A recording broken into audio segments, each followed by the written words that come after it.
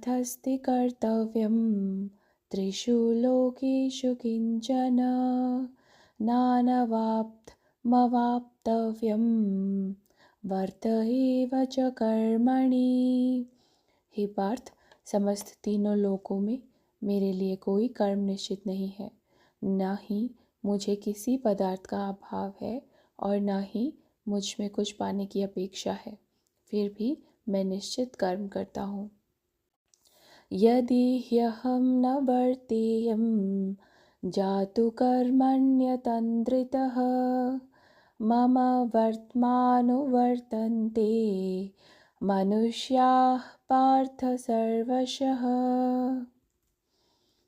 यदि मैं सावधानी पूर्वक नियत कर्म नहीं करता तो हे पार्थ, सभी लोगों ने निश्चित रूप से सभी प्रकार से मेरे मार्ग का ही अनुसरण किया होता। उत्सीदेयुरिमे लोका न कुर्यां कर्म चेदहं शङ्करस्य च कर्तास्याम् उपन्यामिमाः प्रजाः।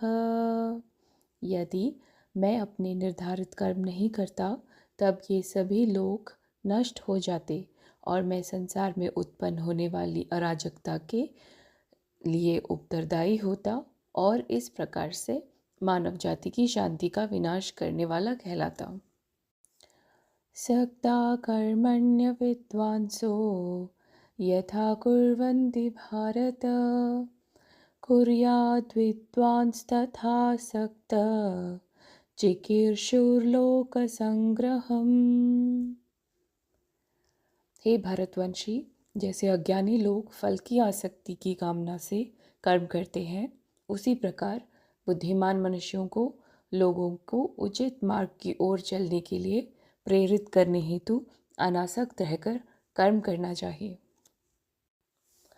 न बुद्धिभेदं जनायेत अज्ञानां कर्मसंगिनां जोषयेत् सर्वकर्माणि विद्वान् युक्तः समाचरन्।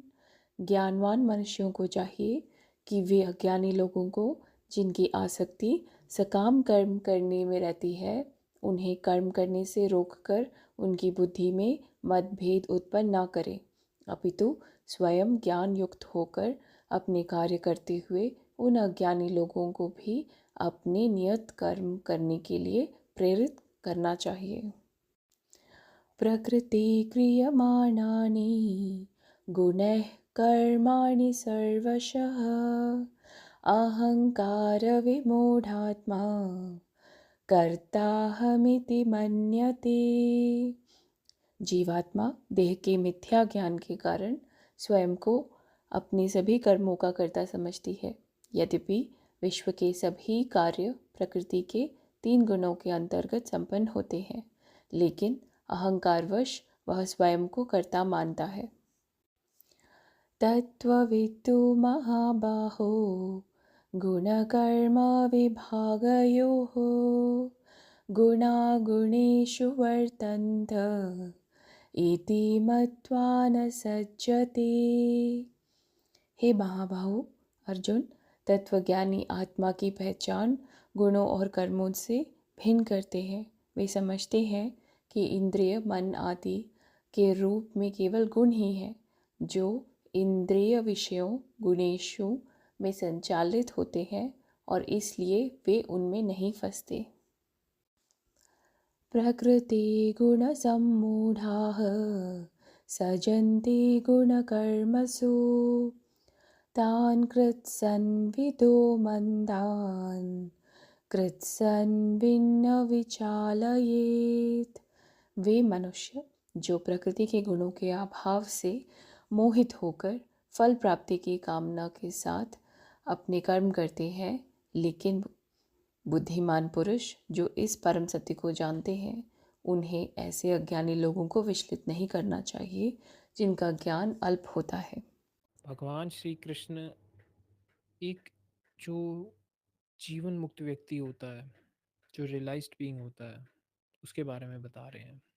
और इसमें वो अपनी एग्जाम्पल दे रहे हैं कि किस ढंग से, हालांकि मैं कर्मों में नहीं बंधा हुआ हूँ, हालांकि मुझ पर इन सब चीज़ों का कोई भी फर्क मुझे इनसे नहीं पड़ने वाला है, मेरे लिए ये युद्ध है ही नहीं, मेरे लिए कोई भी चीज़ नहीं है, फिर भी वो कर्म में बंध रहे हैं, ताकि जो बाकी लोग हैं, जो साधक हैं और जो बाकी पूरा संसार है, उनसे सीख सके, उनसे सीख के उनकी एक एग्जाम्पल, उनके उदाहरण को देखकर वो भी कर्म कर पाएं और धर्म जो सत्य है उसकी तरफ जा पाएं।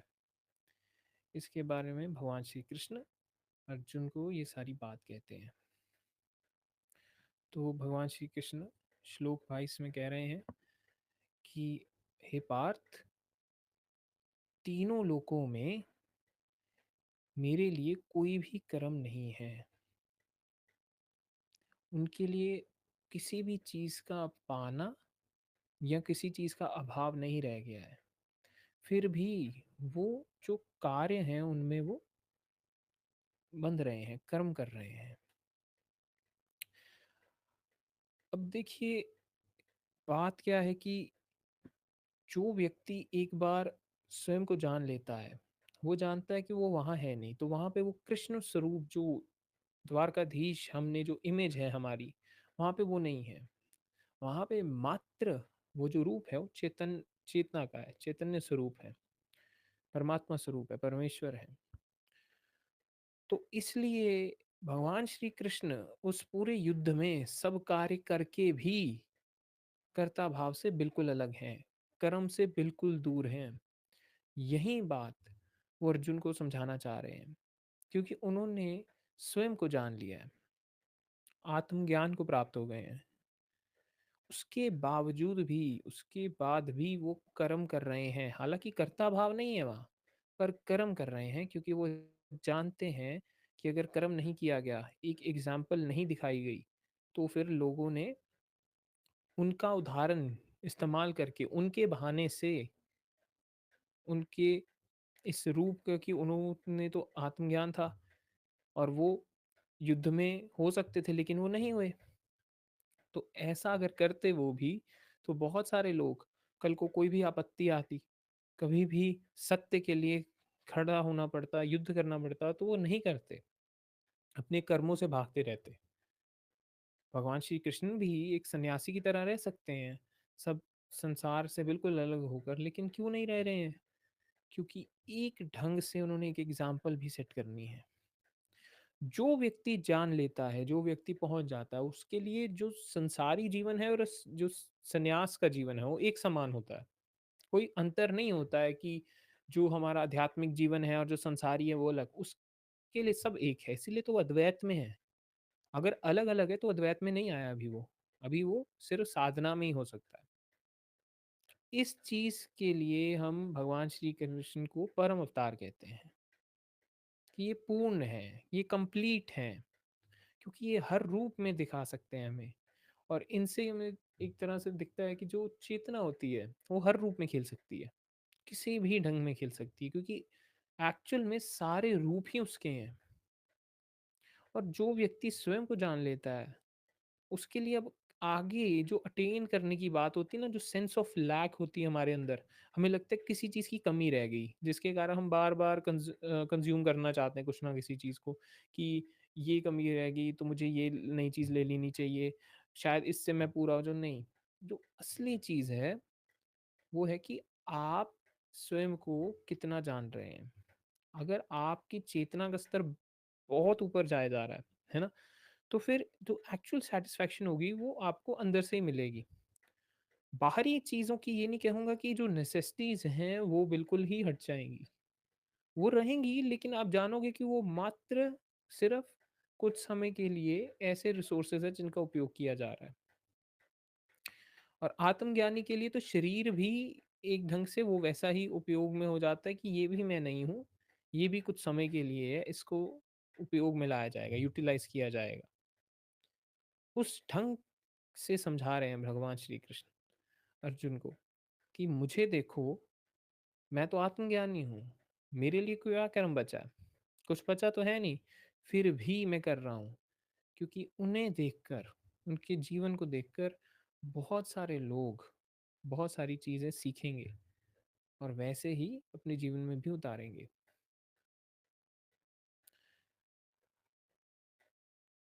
और आगे यही बात भगवान श्री कृष्ण कह रहे हैं कि अगर मैंने सावधानी पूर्वक नियत कर्म नहीं किए, तो सभी लोगों ने निश्चित रूप से सभी प्रकार से मेरे मार्ग का ही, जो उनका, आप कह लीजिए उसकी कॉपी, अनुसरण किए करेंगे।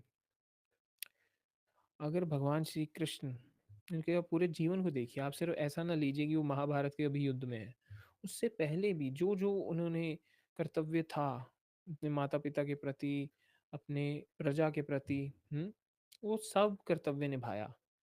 तो आप भगवान श्री कृष्ण को ऐसा नहीं देख सकते कि दुनिया से अलग हैं, वो दुनिया में बहुत ज़्यादा इन्वॉल्व हैं, कंप्लीटली इन्वॉल्व हैं। वहाँ के जो जो हालात उन्हें लग रहे हैं कि इससे पूरे भारतवर्ष पे, पूरी दुनिया पे इफेक्ट आ सकता है, तो उसमें भी जा रहे हैं। अन्यथा उन्हें क्या है कि वो कौरव और पांडवों के युद्ध में जाएं, वो इसीलिए जा रहे हैं क्योंकि मानते हैं कि हम, कि रियलाइजेशन है और दुनिया बिल्कुल ही इल्यूजन है। तो फिर उस माया में जाके कर्म करने का अर्थ क्या बनता है जब है ही इल्यूजन।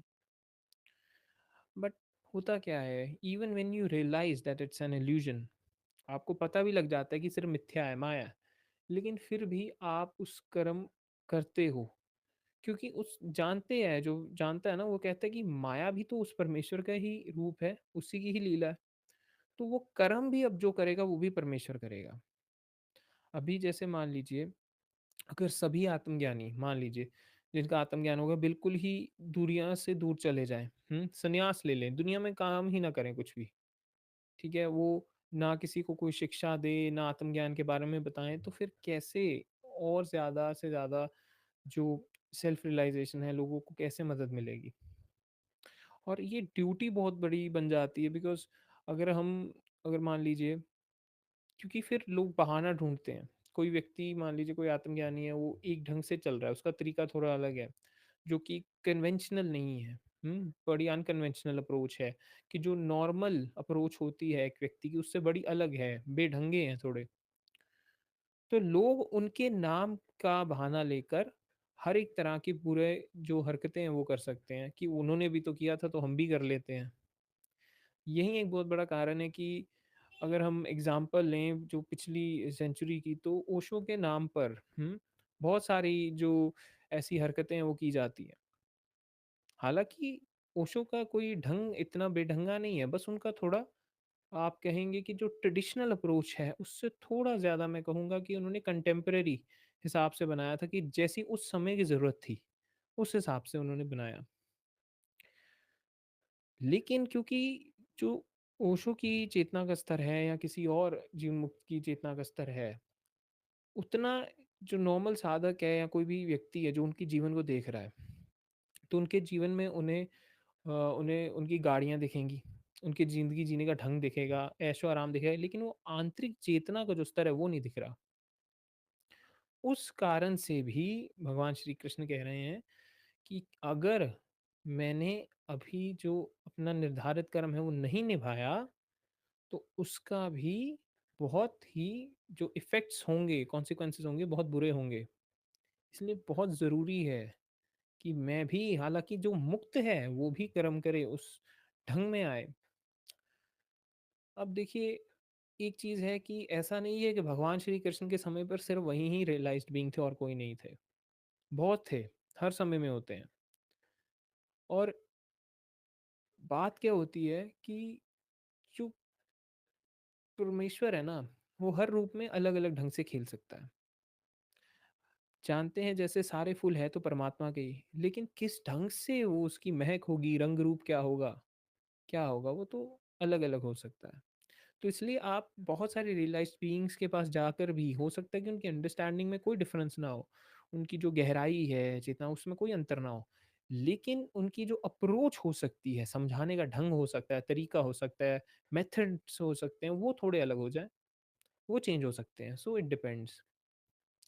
और ये जो सारा चीज़ होती है, ये समय के हिसाब से और जो नीड है आगे साधक की, उसके हिसाब से अप्रोच जो होती है वो चेंज होती रहती है। और इसी चीज़ को भगवान श्री कृष्ण समझा रहे हैं कि अगर उन्होंने वो कर्म नहीं किया वहाँ जाकर, उनको कोई मतलब नहीं, ना उनका कर्ता भाव है, उनके लिए तो वो युद्ध है ही नहीं। परम चेतना स्वरूप में खड़े हैं, उनके लिए ना कौरव है ना पांडव हैं। और अगर हैं तो दोनों ही प्रभु श्री कृष्ण हैं। वो जानते हैं कि मैं ही युद्ध लड़ रहा हूँ दोनों तरफ से, या फिर मैं हूँ ही नहीं।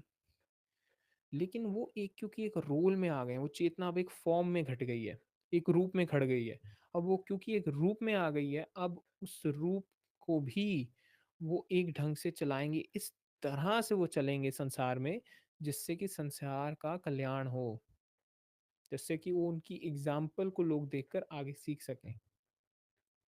And Krishna's example is very complete. अगर आप भगवान श्री कृष्ण के पूरे जीवन को देखें तो आप ये नहीं कहेंगे कि वो सिर्फ वेदांत को ही लेकर चल रहे हैं। हाँ, भगवत गीता है, लेकिन उनका पूरा जीवन, जो पूर्ण जितने मार्ग हैं वो सभी उसमें समा जाते हैं। कर्म योग मार्ग, भक्ति योग, ज्ञान योग, हठ योग, तांत्रिक अप्रोच।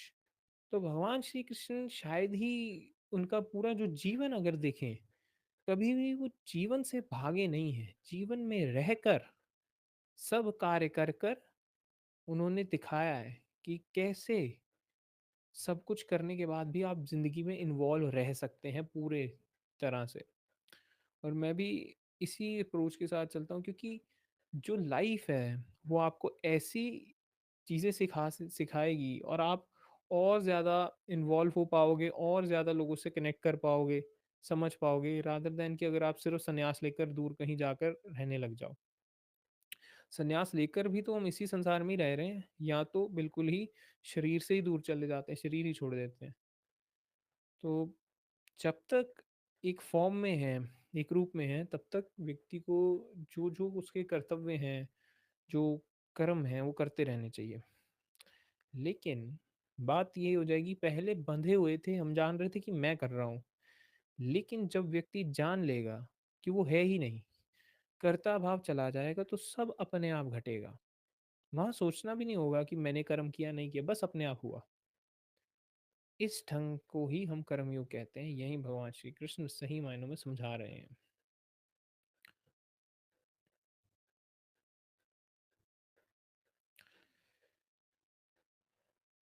आगे भगवान कहते हैं कि यदि उन्होंने अपने जो निर्धारित कर्म है वो नहीं किए, तो जो सभी लोग हैं उनका सर्वनाश हो जाएगा,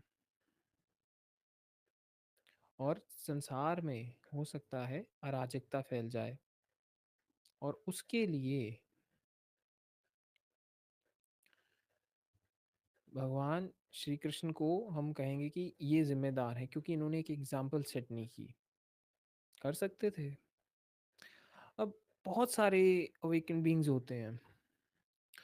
अगर मैं बात करूं तो एग्जाम्पल लें, तो हम यूजी कृष्णमूर्ति की बात कर सकते हैं, जो लास्ट सेंचुरी में है। हालांकि बहुत सारे लोग कहेंगे कि he was not enlightened, that he was not realized, कि उन्होंने तो बहुत ही एंटी एंटी अनकन्वेंशनल वे में सब जो सेटअप था, पूरा सेटअप था ना, उसके ही अगेंस्ट चले गए। बट वो भी एक ढंग है, वो एक ढंग है। होता क्या है कि अगर बहुत ज़्यादा कन्वेंशनल चीज़ आ जाए, बहुत ज़्यादा ट्रेडिशनल ऑर्थोडॉक्स अप्रोच आ जाए, तो भी नुकसान हो जाता है। और अगर बहुत ही ज़्यादा अनकन्वेंशनल चीज़ आ जाए, तो भी मन को समझाना बहुत मुश्किल है। एक बैलेंस लेके चलना होता है नॉर्मली, ताकि जो साधक है या जो भी समझ रहा है, उसे इजीली समझाया जा सके, उसके ढंग से समझाया जा सके, क्योंकि समझाना ज़्यादा ज़रूरी है। तो उसके लिए ढंग बदले जा सकते हैं। अब यूजी कृष्णमूर्ति का जो ढंग है वो बिल्कुल ही एक तरह से, जो भी आप कहेंगे कि जो एक जीवन मुक्त व्यक्ति का होना चाहिए, है ना, उसके बिल्कुल ही एंटी है। उनका जीवन वो कहेंगे, but still he is realized. वो जानते हैं, आप उनके पास जाएंगे तो हो सकता है आपसे अच्छे से बात ना करें, आपसे लड़ पड़ें, गुस्सा कर लें, हम्म, सो चीज़ें कर सकते हैं। लेकिन इसका अर्थ ये नहीं कि वो जानते नहीं है। होता क्या है कि जब व्यक्ति जान लेता है तो बहुत सारी चीज़ें उसके लिए कहीं मायने नहीं रहती।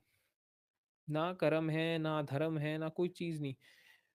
फिर भी आप पाएँगे कि बहुत सारी ऐसे टेक्स्ट हैं, स्क्रिप्चर्स हैं जो बताते हैं कि एक जीवन मुक्त को कैसा होना चाहिए। अवधूत गीता है और और भी कई सारे जैसे जीवन मुक्त गीता है। ये सारी चीज़ें वो बेसिकली बता रही हैं कि वो कैसा होता है, उसका स्वभाव कैसा होता है।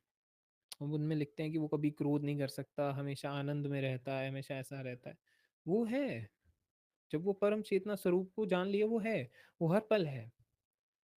लेकिन जब क्योंकि वो रूप में घट रहा है, एक मैनिफेस्ट फॉर्म में है, एक रूप में चल रहा है वो, तब कई सारी चीज़ें उसे करनी पड़ सकती हैं सिचुएशन के अकॉर्डिंग। हो सकता है उसे क्रोध करना पड़ जाए, हो सकता है उसे किसी अलग ढंग से चलना पड़ जाए, छल करना पड़ जाए, झूठ बोलना पड़ जाए। कई सारी चीज़ें, वो सारी चीज़ें हमें भगवान श्री कृष्ण के जीवन में दिखेंगी। लेकिन क्योंकि यहाँ भगवान अर्जुन के सामने बैठे हैं, उसे कर्म करने के लिए मोटिवेट कर रहे हैं कि तुम कर्म करो, भागना मत, डरना मत। तो वहाँ पे वो अपनी रिस्पॉन्सिबिलिटी भी समझा रहे हैं ताकि अर्जुन उनसे सीख सके कि हाँ, कि यहाँ पे भगवान श्री कृष्ण जिन्हें आवश्यकता भी नहीं है फिर भी वो कर्म कर रहे हैं ताकि संसार को एक दिशा दे सके, संसार में एक बैलेंस मेंटेन करा सके। क्योंकि जो ग्रोथ है वो भी चलती रहनी चाहिए। इसलिए बहुत सारा आचरण भी आप पाएंगे कि होता है, किया जाता है, और कई सारी चीज़ों का ध्यान रखना होता है इस मार्ग में। जो भी आ रहा है, मतलब स्पिरिचुअलिटी और स्पेशली इंडिया में, फॉरेन में हालांकि मैं कहूँगा कि जो वेस्टर्न नेशंस हैं उनमें कई काफ़ी सारी जो ऑर्थोडॉक्सी है हमारी वो कम हो गई है। वहाँ पे काफ़ी ओपन अप्रोच मिलेगी आपको, क्योंकि वो उनका ढंग है, वो उनका वो बहुत ही इट्स कल्चर की जो ज़्यादा इंडिविजुअल की तरफ है, जो फ्रीडम की तरफ ज़्यादा है। भारत में अभी वो इतना जल्द अभी कल्चर आया नहीं है। तो इसलिए यहाँ पर हमें उसी ढंग से चलना पड़ेगा जैसा कि थोड़ा एक बैलेंस बना के चल सके। इसी बात को भगवान श्री कृष्ण समझा रहे हैं अर्जुन को कि अगर उन्होंने वो कर्म नहीं किया, इस खेल में लीला नहीं रची अपनी, तो हो सकता है कि संसार में अराजकता फैल जाए, शांति खत्म हो जाए, बहुत सारी चीज़ें हो सकती हैं। लेकिन इस सारी चीज़ को भी भगवान श्री कृष्ण ने ध्यान में रखना है, अर्जुन को भी युद्ध के लिए सज्ज करना है। भगवान श्री कृष्ण यहाँ एक गुरु रूप में भी हैं, संसार के लिए एक उदाहरण भी हैं, इसलिए तो हमें आज तक याद रहते हैं। ये बात है यहाँ।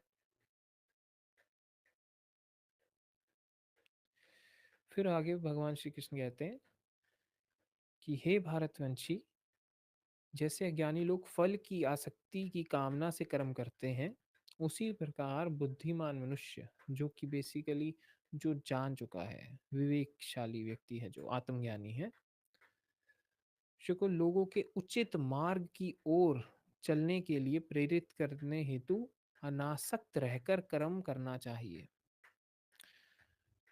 हमारे लिए कोई भी काम होता है, लाइफ में कुछ भी करना होता है, हमारा एक गोल होता है कि हमने एक सक्सेस पानी है। हम हमेशा उसका रिजल्ट देख रहे हैं। हम नया बिजनेस शुरू कर रहे हैं, क्यों? हमें प्रॉफिट चाहिए। हम एग्ज़ाम प्रिपरेशन कर रहे हैं क्योंकि हमें जॉब चाहिए या हमें उसे क्लियर करना है। हम अपनी प्रेजेंटेशंस में मेहनत कर रहे हैं ताकि हमें प्रमोशन मिले, हम बहुत मेहनत कर रहे हैं अपने काम में। So we are basically driven by our goals, desires, कि वो पूरी हो जाए। तो वहाँ पे मुझे रिजल्ट चाहिए, इसलिए मैं काम कर रहा हूँ। लेकिन भगवान यहाँ कह रहे हैं कि कर्म तो करना है, लेकिन जुड़ना नहीं है उससे बिल्कुल भी। मार्ग भी दिखाना है, सब करना है, लेकिन उससे कहीं पे भी जुड़ना नहीं है। क्योंकि अगर आप रिजल्ट से जुड़ गए, रिजल्ट ओरिएंटेड हो गए, तो सारा ध्यान वहां पे जाएगा, कर्म में नहीं होगा। और उसके लिए फिर आप किसी भी ढंग, कोई भी ढंग में को उपयोग में लेके आ सकते हैं। लेकिन यहाँ जो मूल बात है ना, जो बेसिकली समझाया जा रहा है कि you must act, but at the same time वो डूअरशिप का जो भाव है वो नहीं होना चाहिए, कर्ता भाव नहीं होना चाहिए। कर्म करो, कर्म करते रहो। तो इस चीज का एक ढंग तो ये है कि आप जब भी कर्म कर भी रहे हैं और अगर गोल का माइंड में आ भी रहा है, तो भी वो दोनों चीजें ना समर्पण में दे दो परमात्मा को। फिर चिंता भी हट जाएगी कि रिजल्ट क्या आएगा, क्योंकि आपने जो एक चीज सोची है, एक एक्सपेक्टेशन रखी किसी भी कार्य के लिए कि मैं ये करूंगा तो मुझे ये फल मिलेगा, उसकी एक्सपेक्टेशन रखी। वो एक्सपेक्टेशन भी आप पहले ही परमात्मा को दे दो कि ऐसा सोच रहे हैं, ये होगा ठीक है, नहीं होगा तो भी ठीक है। कर्म अब जो हो रहा है वो भी आप ही करेंगे। तो इस ढंग से आप कर सकते हैं। वरना जैसे सब हो रहा है, अभी आप सुन रहे हैं तो कोई बात नहीं, हो सकता है किसी लोग का मदद हो जाए इन सेशन से, किसी को आत्मज्ञान की प्राप्ति हो जाए, कोई स्वयं को जान ले, कोई ना हो। तो यहाँ पे अगर आप सिर्फ इस ढंग से आएंगे कि क्योंकि मुझे सेल्फ रियलाइजेशन चाहिए, मुझे इनलाइटनमेंट चाहिए इसलिए मैं गीता सुन रहा हूँ, तो उसका फ़ायदा नहीं आएगा। अभी भी दिमाग में वो चल रहा है इनलाइटनमेंट। इसलिए मैं कहता हूँ कि जो भी सही मायनों में स्वयं को जानना चाहता है वो छोड़ दे, वो चाह ही छोड़ दे निर्वाण की, मुक्ति की। क्योंकि जब तक चाह होगी, आपकी सारी साधना उसके लिए कर रहे हैं कि मैं ये सब करूँगा तो मुझे मिल जाएगी। संसार में ये नियम चलता है कि आपको कुछ चाहिए तो उसके लिए मेहनत करिए। लेकिन यहाँ पे वो नियम नहीं चलता। यहाँ पे जो सारा खेल है, जो सारा सिलसिला है, वो इस ढंग का है कि आप हट जाएँ। वो जो साधक है बार-बार जो इतनी साधना कर रहा है, वो करते-करते हट जाए। साधना का सारा जो रोल है, वो इतना ही है कि आपको हटा दे। जो ध्यान करवाया जाता है, दृष्टा साधना कराई जाती है, तांत्रिक विधियाँ कराई जाती हैं, सब ये है कि आप हट जाएँ, आप ना रहें। क्योंकि जब तक आप होंगे तब तक आपको लगेगा कि मुझे ये चाहिए, मुझे करना है। इसीलिए बहुत सारे लोग उस अहंकार में ही चलते रहते हैं, हठ करते हैं कि ज़बरदस्ती लेके आएँगे, क्योंकि मुक्ति को भी गोल बना लिया है। और जब लेके आएँगे तब बताएँगे मैं मुक्त हो गया, जैसे बहुत कोई अचीवमेंट हो। So it's not really achievement. ये वो चीज़ है जहाँ आप हट गए हैं, जहाँ आप ही नहीं बचे। अचीव करने वाला ही नहीं कोई है, तो फिर किस बात की अचीवमेंट? कौन कहेगा कि मैंने अचीव किया? क्या किया अचीव? उसी चीज़ को भगवान कह रहे हैं कि जो ज्ञानी होते हैं, सही मायनों में आत्मज्ञानी, वो कर्म तो करते हैं लेकिन उससे कभी भी जुड़ते नहीं हैं। वो जानते हैं वो करता ही नहीं है, जुड़ना क्या है? जुड़ने के लिए कोई भाव होना चाहिए अंदर कि मैंने किया। यहाँ सब अपने आप घट गया। यहाँ शरीर भी अपने आप चल रहा है, शब्द भी अपने आप निकल रहे हैं, कर्म सब अपने आप हो रहा है, तो जुड़ना किससे है? जब मैं ही नहीं तो कोई जोड़ ही नहीं।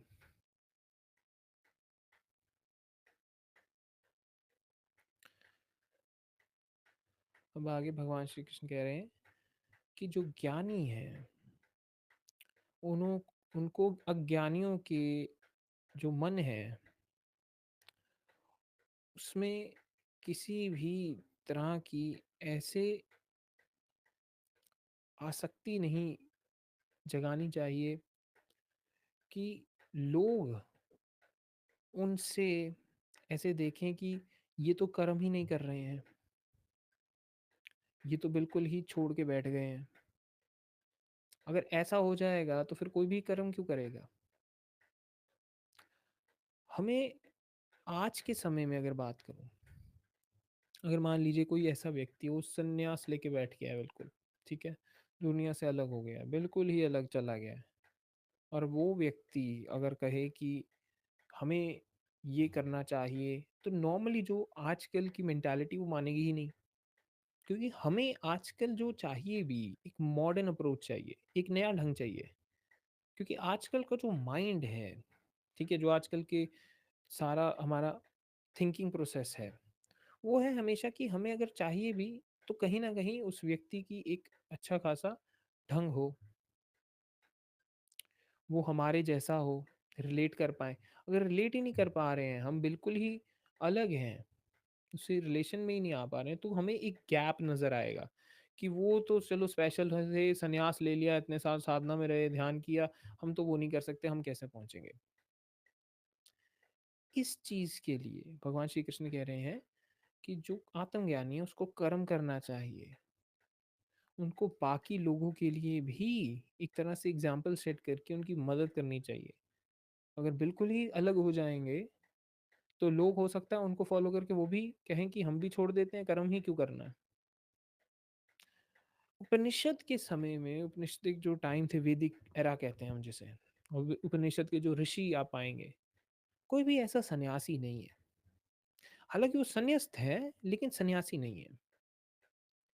संन्यास जो भारत में आया वो कहीं न कहीं महावीर और गौतम बुद्ध उनके बाद आया। मेन मतलब जो मेन स्ट्रीम में आया ना, वो उनके बाद आया।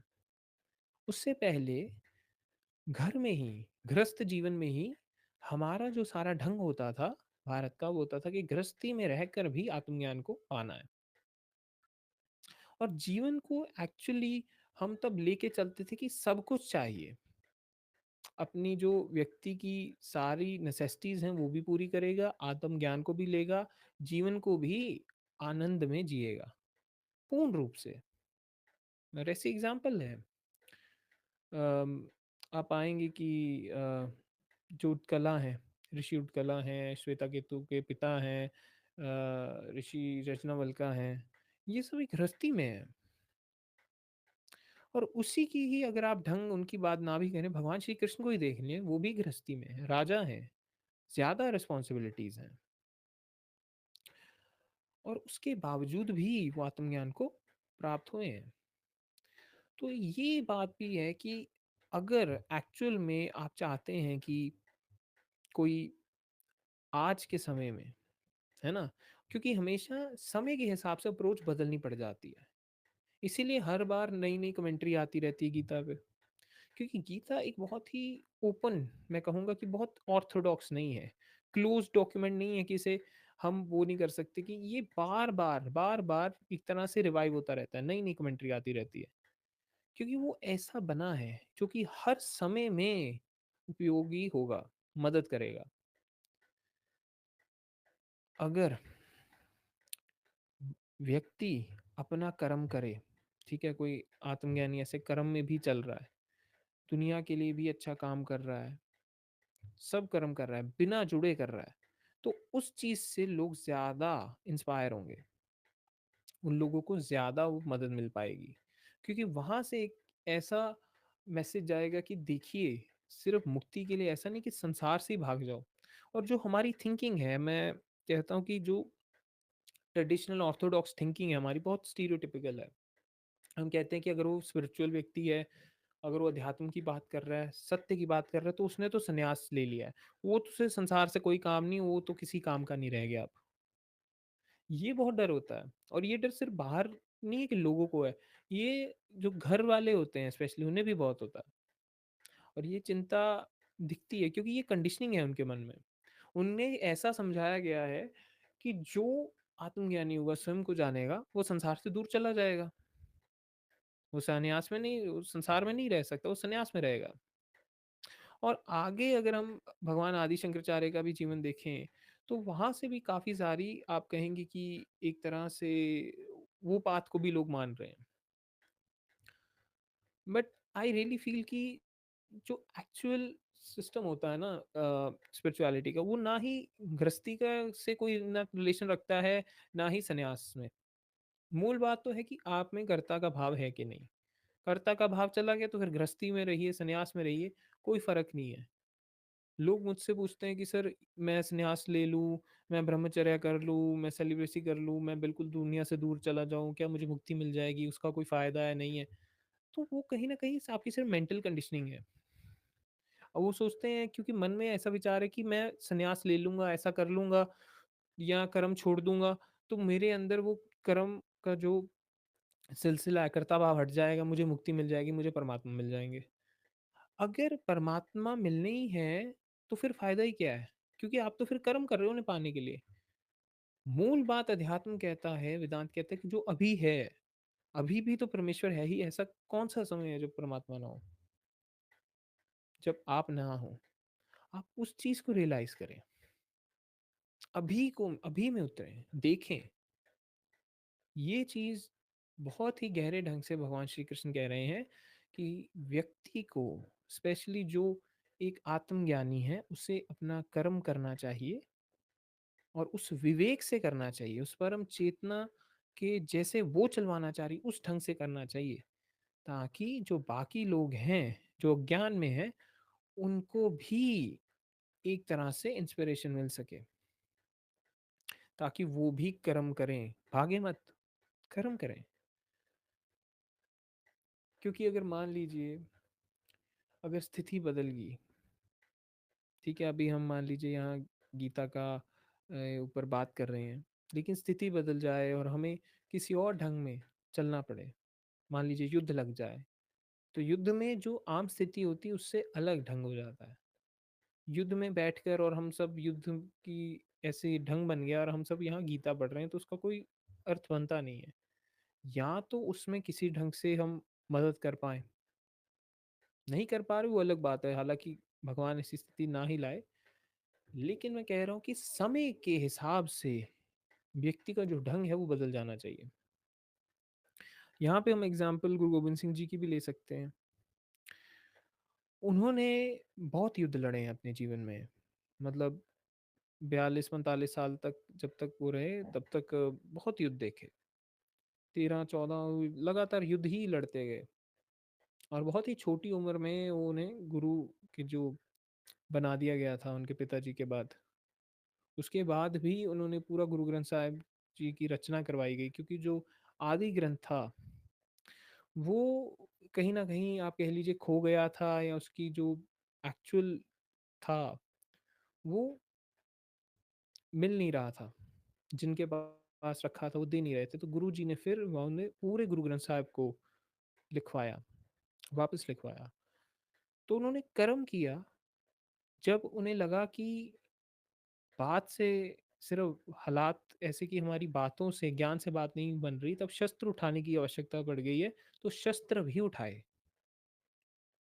भगवान श्री परशुराम ब्राह्मण हैं फिर भी शस्त्र उठाए, क्योंकि तब उस चीज की आवश्यकता थी। आवश्यकता के हिसाब से बदल जाते हैं कर्म। जो आत्मज्ञानी है वो बेसिकली वहाँ कुछ कर नहीं रहा है, उसका बस होता है कि जैसे प्रभु चला दे उस ढंग से एक्ट चलता है, फिर उसी ढंग से ही चलना होता है। और जो पूरी गीता की जो मूल बात है कि वो आत्मज्ञान की बात तो कर ही रही है, साथ में कह रही है कि आत्मज्ञान के बावजूद भी तुम कर्म से भागो मत, कर्म करो, अपने जीवन को भी किसी बड़े कार्य में लगाओ, फंसो मत कि सिर्फ चलो आत्मज्ञान हो गया तो सब छोड़ देते हैं, शरीर छोड़ देते हैं।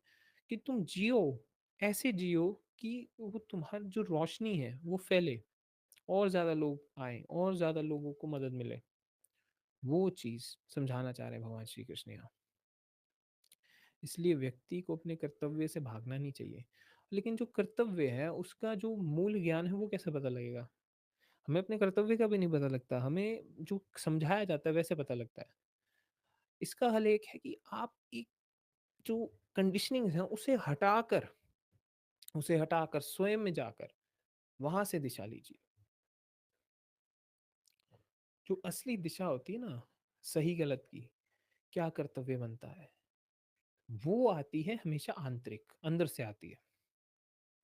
बाहरी से हम आपको, कोई भी किसी के पास भी जाएंगे वो आपको बताएगा कि ऐसा कर लो ऐसा कर लो, लेकिन असली दिशा तभी शुरू होगी, असली गाइडेंस जब आप इतने स्वयं में जाना शुरू करेंगे, जब आप उसे पुकारेंगे कि वो इनर गाइडेंस चाहिए। वो मूल बात है। वहीं से ही फिर पता लगेगा कि सही मायनों में क्या सही कर्म है हमारे लिए।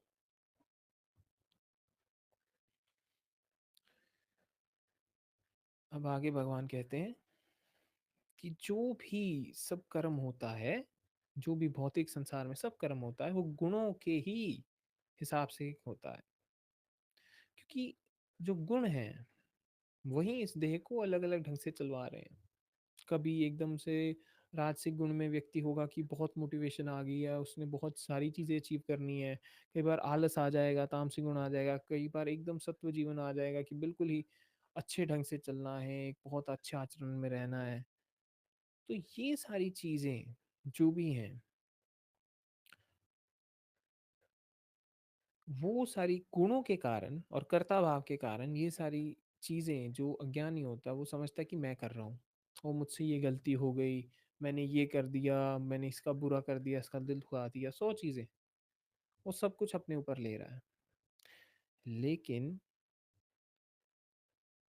क्योंकि वो अंधकार में है, इसलिए वो शरीर से बंधता है। वो कहता है कि ये जो जो हो रहा है, अभी मैं हाथ हिला रहा हूँ, ये मैं हिला रहा हूँ और मैंने ही सब किया। लेकिन जो आत्मज्ञानी है वो जानते हैं कि मात्र शरीर है, ये अपने आप हो रहा है, गुण भी अपने हैं, वो किसी भी चीज़ से नहीं बंधेगा। इस चीज़ को मैं ऐसे समझाता हूँ कि लोग कहते हैं कि सर, मुक्ति के बाद जो नॉर्मल टेंडेंसीज होती हैं, क्या वो आती हैं कि नहीं? विकार होते हैं जो पुराने, वो आएंगे कि नहीं? अब यहाँ पे मैंने समझाया कि एक ही बात कहता हूँ कि क्योंकि आप शरीर में हैं और वो गुण अभी भी चल रहे हैं, लेकिन लेकिन आप गुणों में बंधे हुए नहीं हैं। आप देख सकते हैं, हर एक चीज़ को, कुछ भी आ जाए, क्रोध आ जाए, हुँ? काम वासना आ जाए और बहुत किसी को दुःख भी आ जाए, कुछ भी आ जाए, ये जो मेन इमोशंस होते हैं, और भी कोई इमोशन आ जाए, कुछ भी आ जाए, कोई फ़र्क नहीं पड़ने वाला उसे एक्चुअल में अंदर। इस तरह की उसकी आत्म स्थिति हो जाती है, क्योंकि वो जानता है कि कोई चीज़ है ही नहीं, कर्ता भाव ही नहीं है, किस चीज़ की चिंता है? तो इसलिए वो व्यक्ति इस सब में चलते हुए भी बिल्कुल फ्री है, मुक्त है इन सब से। लेकिन क्योंकि हम अज्ञान में उसे मानते कि मैंने किया, मुझसे ये हो गया, तो हम उसमें बनते जाते हैं। तो हम कहते हैं कि मैं इतना बुरा हूँ, मुझे अंदर, उसके अंदर आत्मग्लानि आ जाती है, गिल्ट आ जाता है, इतने सारे फैक्ट चीज़ें आ जाती हैं। वो आगे देख नहीं पाता कि एक्चुअल में क्या मैंने कुछ किया कि नहीं। इस चीज़ के लिए हम होश की साधना को कहते हैं, होश में आओ, देखो तो सही। होश में अगर कोई व्यक्ति अच्छे से आएगा तो वो पाएगा कि कर्ता भाव भी कर्म के बाद आया। कर्ता भाव ऐसे नहीं है कि सिर्फ विचार से उठ जाएगा। कर्ता भाव के लिए देखना पड़ेगा। कर्मयोग हमेशा एक, कर्मयोग ऐसा मार्ग है जो कि बहुत ही, मैं कहूँगा, एक्टिविटी में किया जाता है स्पेशली। तो मैं मानता हूँ कि जो व्यक्ति आजकल का है, मान लीजिए, क्योंकि हम काम करते हैं सारा दिन, कभी कोई कुछ आ गया, घर के गृहस्थी संभालनी है, ड्यूटीज करनी है, वो सब करनी है। अगर आजकल के समय में कोई मुझसे पूछे बेस्ट मार्ग क्या है डेली रूटीन के लिए, कर्मयोग। सब करते हुए भी, और देखो उसे, इतना ही करना है, सब करना है और देखते रहना है, कोई बात नहीं, हो रहा है, घट रहा है। या फिर दूसरा ढंग है, सब परमात्मा कर रहा है। कबीर जी कहते कि इस चीज को ही समझाने के लिए उन्होंने कहा कि ना हम किया ना करेंगे, ना कर सके शरीर, जो किया सो हर किया, और लोग कहत कबीर कबीर, कि जो कर रहे हैं प्रभु ही कर रहे हैं, मैं तो हूं ही नहीं। शरीर भी नहीं कर सकता, कोई कुछ कर ही नहीं सकता सिवाय परमात्मा के। लेकिन ये बात जब तक अज्ञान में है, जब तक हम मान रहे हैं कि मैं शरीर हूँ, मैं ये सारी चीजें हूँ, और सिर्फ ये नहीं कि आप उसके ऊपर बात करने से या सोच लेने से कि मैं तो शरीर हूँ ही नहीं, मैं तो आत्मा स्वरूप हूँ, मैं विचार नहीं हूँ, ये सारी चीजें सिर्फ सोचने से नहीं होंगी, प्रैक्टिस में आना होगा। तो इसका जो सबसे सरल उपाय मैं कहता हूँ कि छोटी छोटी चीज़ों से शुरू कर लीजिए। खाना खा रहे हैं, उसको देखिए, अपने हाथ को देखिए। बड़ी हैरानी होती है कई बार लोगों को जब वो देखते हैं कि सही मायनों में अपने आप घट रहा है। वो ट्रिगर मोमेंट होती है, हो सकता है कि उसमें ही वो एकदम से वो ट्रिगर हो जाए कि मैं तो करता हूँ ही नहीं। होश ऐसे उपयोग में आएगा, लेकिन अगर आप उसे कंसेप्चुलाइज करते रहेंगे ना, फिर नहीं होने वाला। आप किसी भी कार्य को बिना सोचे मात्र कर रहे हैं और देख रहे हैं, तो आसान हो जाएगा। कर्ता का भाव नहीं आएगा और हैरानी होगी, क्योंकि आदत नहीं है मन को वैसी। मन को आदत है हर एक चीज़ को कहने की ये मैं कर रहा हूँ। लेकिन ये तभी है जब इतने होश में आएँगे। अगर सिर्फ़ कॉन्सेप्चुअल उसमें आगे फ़िलॉसफ़ी में, फिर तो व्यक्ति बहाने ढूँढेगा। वो फिर बुरे से बुरा कर्म करके कहेगा कि मैंने तो किया ही नहीं, मैं तो हूँ ही नहीं, कर्ता भाव ही नहीं है। ऐसे नहीं होगा ना। मूल बात है इतने होश में आइए। और होश में एक और चीज़ है, जब इतने होश में आएँगे तो फिर अगर कुछ भी ऐसी बुरी चीज़ करना चाहेंगे तो भी बड़ी कठिनाई हो जाएगी। बेहोशी में चलती हैं ये सारी, जो हम क्रोध करते हैं, लड़ते हैं, झगड़ते हैं, पागल हो जाते हैं, नाराज़ हो जाते हैं, बहुत बेहोशी में। होश में बड़ा हैरानी होती है, क्योंकि अगर हम होश में ऐसा करना है तो हम भी हँसेंगे खुद पर कि ये क्या कर रहा हूँ मैं? मैं किस तरह से बर्ताव कर रहा हूँ, मैं किस तरह से जीवन जी रहा हूँ। तो होश को पूरे जीवन में भी उतारिए, हर समय, फिर कहीं बात बन सकती है। नहीं तो फिर व्यक्ति बस उस देह रूप में ही चलता रहेगा, उस तामसिक वृत्ति में कि मैं तो शरीर हूँ और ऐसे ही काम करते रहूँगा। ना कभी खुद को जान पाएगा और ना ही वो कोई ऐसा कर्म कर पाएगा जिससे कि सही मायनों में भला हो सके। फिर आगे कहते हैं कि जो आत्मज्ञानी है वो आत्मा को, अपने चैतन्य स्वरूप को गुणों से और कर्मों से अलग जानता है। वो जानता है कि ये मैं नहीं हूँ, ना मैं यहाँ करता हूँ, ना ही ये देह हूँ, और ये जो गुण आ रहे हैं, जो वृत्तियां आ रही है, ये भी मैं नहीं हूँ। वो ये जानते हैं कि ये जो भी घट रहा है, जितनी टेंडेंसीज आ रही हैं, जो भी भावनाएं आ रही हैं, ये सिर्फ गुणों के कारण आ रही हैं। और जो इंद्रियाएं हैं, ये सारे फिनोमिना को, हमारी जो परसेप्शन है उसको ये बना रही हैं। हमारा जो ढंग है सारा जीवन का, आप माने ना माने, बहुत कंडीशनड है। हमें बुरा भी हमारी कंडीशनिंग के कारण ही लगता है, क्योंकि हमारा एक ढंग है, हमने एक कंडीशनिंग पाल रखी कि हम ऐसे हैं, हमें ऐसा अच्छा है, ऐसा बुरा है। और उस कंडीशनिंग के हिसाब से उस चीज़ के विरुद्ध जब कुछ जाता है ना, तब हमें लगता है बुरा। क्योंकि हमारा माइंड है बहुत जज करने वाला, सही गलत क्या है। एक लिमिट होती है, मैं मानता हूँ कि for survival it is necessary कि हम देखें सही गलत क्या है। लेकिन आप ये भी जानें, अगर वो सही गलत भी कंडीशनिंग से आ रहा है, तो उसका गारंटी क्या है कि वो जो मैं मान रहा हूँ वही सही है और जो मैं मान रहा हूँ वही गलत है। तो जो अप्रोच होती है एक साधक की, बहुत ही एक्सपेरिमेंटल होनी चाहिए। खुद से क्वेश्चन उसे करते रहना चाहिए, उस कंडीशनिंग को देखना चाहिए कि हाँ मैं भी कंडीशनड हूँ। अगर मान लीजिए मेरे आइडेंटिटी के बारे में या जो भी उससे रिश्ते हैं उसके बारे में कोई कुछ बोले और मुझे एकदम धक्का लग जाए, क्यों इसने ऐसा क्यों कहा, मुझे क्रोध आ गया। लेकिन अगर मैं एकदम से सोचूं कि उसने कहा, ठीक है, और मुझे बुरा लगा क्यों, क्योंकि मैं कंडीशन हूँ इस ढंग से। मैंने अपना जो सारा सिस्टम है ना, अपना शरीर चुना ना, कैसे परिवार में आऊँगा, कौन से देश में होऊँगा, कौन सी भाषा बोलूँगा, कैसे, अगर मैं कहूँ कि कौन से धर्म को मानूँगा, कौन सी जात में होऊँगा, ये सब तो चुना ही नहीं मैंने। और अगर किसी व्यक्ति ने इस चीज़ के विरुद्ध कुछ कह दिया और मुझे बुरा लग गया, तो एक ढंग से वो मुझे नहीं, वो कंडीशनिंग को बुरा लगा है। जो फेक सेल्फ की इमेज बनी हुई है ना, कि मैं यहाँ का रहने वाला हूँ, मैं ऐसा हूँ, तो उसको धक्का लगा, उस चीज़ को धक्का लगा। अब मान लीजिए स्पिरिचुअलिटी में कोई व्यक्ति ऐसे समझे कि हम बहुत बड़े गुरु हैं, हमारा तो बहुत आदर सत्कार होना चाहिए, बहुत बात होनी चाहिए, है ना, पूरे विश्व में प्रचलित होने चाहिए, और उसके विरुद्ध कोई ना बोले ऐसी चीज़, फिर व्यक्ति सही मायनों में पहुंचा नहीं है। Because when you are really, you know something, you take everything as a play। हंसी आती है बहुत सारी चीज़ों में भी, सामने वाला व्यक्ति क्रोध कर रहा है, वो कह रहा है आप ऐसे नहीं, आप तो वैसे हैं, वो लड़ रहा है, झगड़ रहा है, समझा रहा है आपको, सामने से व्यक्ति हंस दे रहा है कि ठीक है ऐसे ही होंगे, ये आपकी धारणा है। क्योंकि कंडीशनिंग दिखती है, अपनी कंडीशनिंग भी और सामने वाले की भी कंडीशनिंग से। जो देख सकता है, जो अलग हो सकता है, वही सही मायनों में आत्मज्ञान को प्राप्त हो सकता है। क्योंकि ये गुण ही हैं जो आगे कंडीशनिंग को शेप कर रहे हैं। ये गुण ही है हमारे, जो ये सारा खेल जो हमारा ढंग है ना सृष्टि के प्रति, वो बता रहे हैं। हम सृष्टि को वैसे देखते हैं जैसे हम हैं, ना कि वैसे जैसी सृष्टि है। जो सही मायनों में स्वयं को जान चुका है वो जानता है कि खेल है। तमस रजस सत्व सब खेल है, कोई फर्क नहीं है उसके लिए। वो तीनों रूपों में खेल कर भी उसे कोई फर्क नहीं पड़ता है। हो सकता है कोई आत्मज्ञानी साधु है, अब उसके लिए कुछ बचा नहीं है, वो सोता रहे सारा दिन, उठता है खाता है सो जाता है। कोई दूसरा व्यक्ति आगे कहेगा कि ये कैसा प्राणी है, ये सोता रहता है।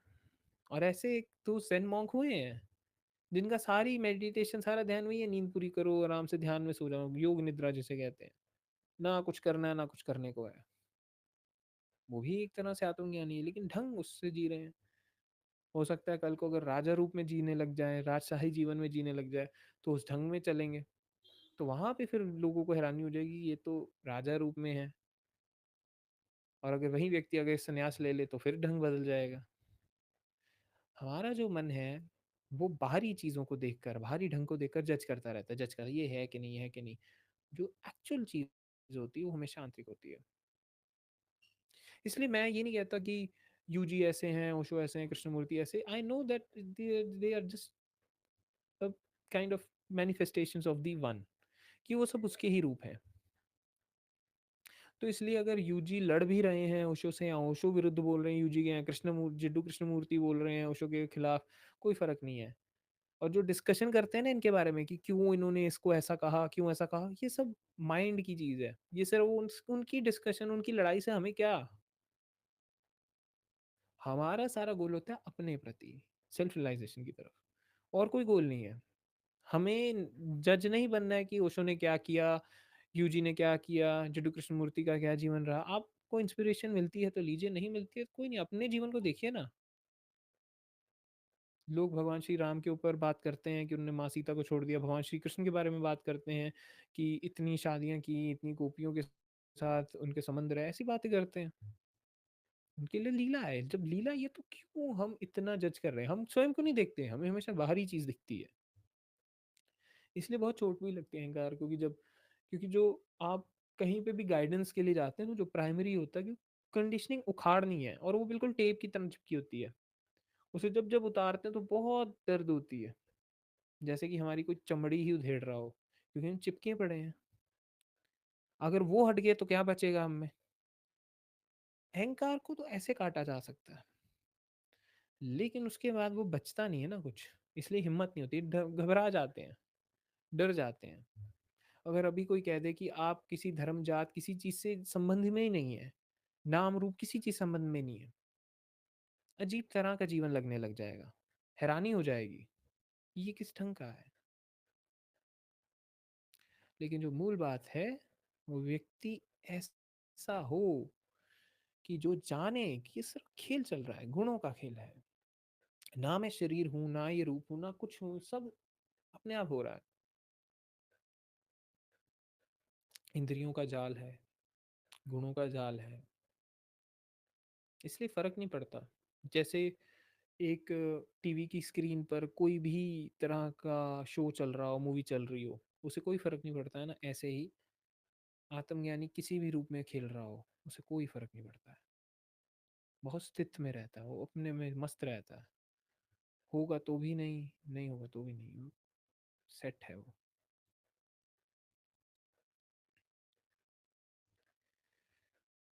आगे भगवान कहते हैं कि जो मनुष्य प्रकृति के गुणों के प्रभाव से मोहित होकर फल प्राप्ति की कामना के साथ अपने कर्म करते हैं, वो उसमें बंध जाते हैं।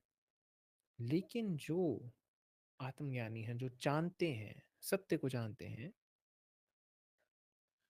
उन्हें इस ढंग से चलना चाहिए कि जो अज्ञानी है उन्हें भी सहारा दे सकें, उनके मन को बिल्कुल ही विचलित ना कर दें। अब जब ओशो ने ढंग थोड़ा बदला तो बहुत सारे लोग विचलित हो गए, बहुत सारे लोग डर गए कि ये किस तरह की बात हुई, क्योंकि तब नया था कुछ। आज भी होते हैं, बट आज फिर भी उस समय के हिसाब से आज ज़माना थोड़ा और ज़्यादा एडवांस हो गया है, और आने वाले समय में हो सकता है ये और हो जाए। और ये ज़माना बदलता रहता है, इसके हिसाब से देखना होता है कि क्या रिक्वायरमेंट है।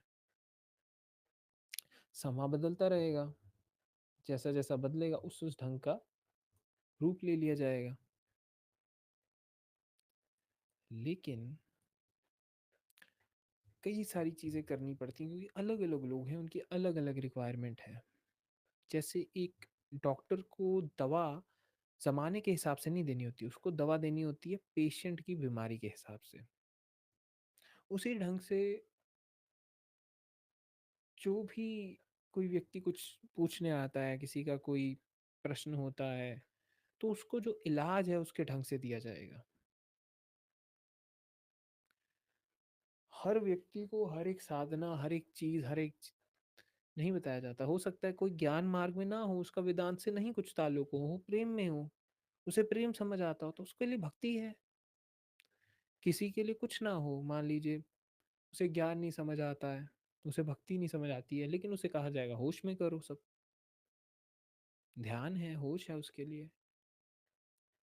और अगर बहुत अहंकारी व्यक्ति है तो और उसको है कि मुझे योग ही करना है, उसमें ही पागल हो गया, तो उसे उस ढंग से समझाया जाएगा।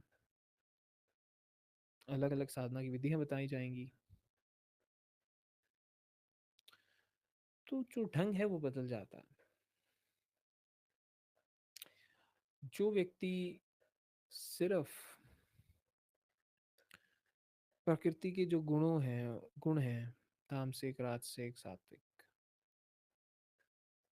उसमें बंधा हुआ है, वो फिर जो भी कर्म करेगा ना, उसकी रिजल्ट मांगेगा पहले, कि मुझे इन्वेस्ट करना है और इसका रिटर्न कितना मिलेगा मुझे ये बताओ। भगवान कहते हैं कि हमें उन व्यक्तियों का भी सहारा लेके चलना है, उन व्यक्ति को भी सहारा देना है। अगर हम बिल्कुल ही एक तरह से ही बदलाव ले आएंगे तो बहुत सारे लोग जो हैं वो रेडी नहीं होते उसके लिए। वो अगर सही मायनों में बदलाव लाके आना भी तो ग्रेजुअल हो, ज़्यादा आसान है, रादर देन कि सीधा ही 90 डिग्री पे चेंज आ जाए। उससे व्यक्ति है कि ग्रेजुअली वो बदलाव आए, समय मिल सके समझने के लिए।